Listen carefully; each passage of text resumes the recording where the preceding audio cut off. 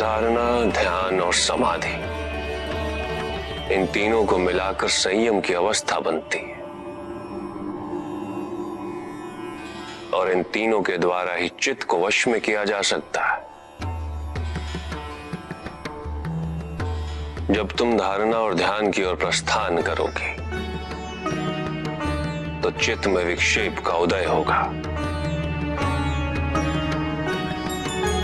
और विक्षेप से मुक्ति के लिए तुम्हें चित्त को एक स्थान पर स्थिर करने का प्रयत्न करना होगा। उसके लिए किसी पदार्थ विशेष या देश विशेष पर ध्यान केंद्रित किया जाता है।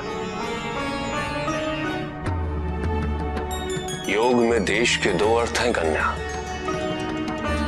देश आपके शरीर के भीतर भी अवस्थित होता है। भूमध्य अर्थात ललाट के मध्य,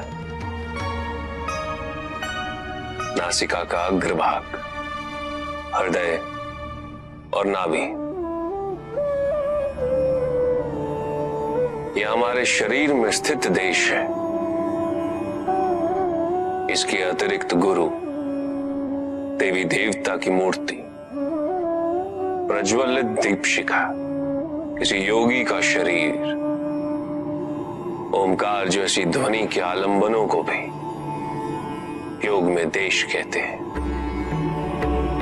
चित्त को किसी पदार्थ या देश विशेष में केंद्रित करने की प्रक्रिया धारणा है। क्योंकि तुम जिस पे मन एकाग्र करो, मन उसके गुण और उसका आकार धारण कर लेता है। चित्त यदि अशांत हो, अशुद्ध हो, तो इस प्रक्रिया से उसमें शांति और शुद्धता का भाव स्थापित हो जाता है। यही एक सर्वोत्तम मार्ग है कन्या, चित्त शुद्धि का।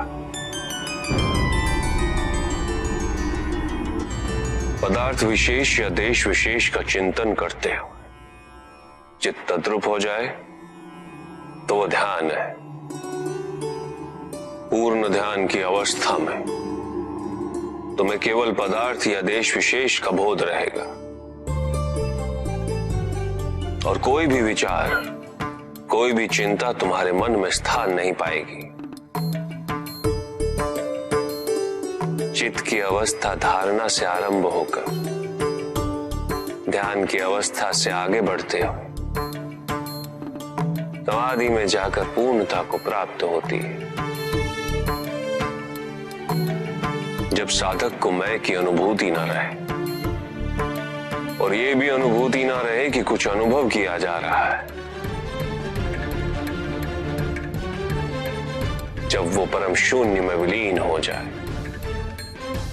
और इस विलीनता का उसे आभास भी ना हो, तो ये परम समाधि की अवस्था होती है।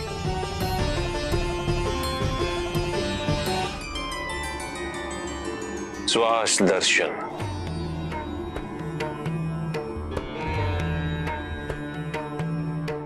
उचित मुद्रा में बैठो कन्या और नेत्र बंद करो और सबसे पहले अपने ध्यान को श्वास के साथ यात्रा करने दो।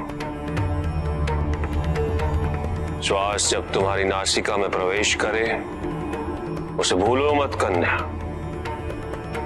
उसके साथ विचरण करो। ये कहां जा रही है, तुम्हें कहां स्पर्श कर रही है। जब श्वास का अस्तित्व तुम्हें हर क्षण ज्ञात रहे तो धीरे से नेत्र खोलो और सब कुछ भूल कर धारणा और ध्यान की ओर अग्रसर हो जाओ।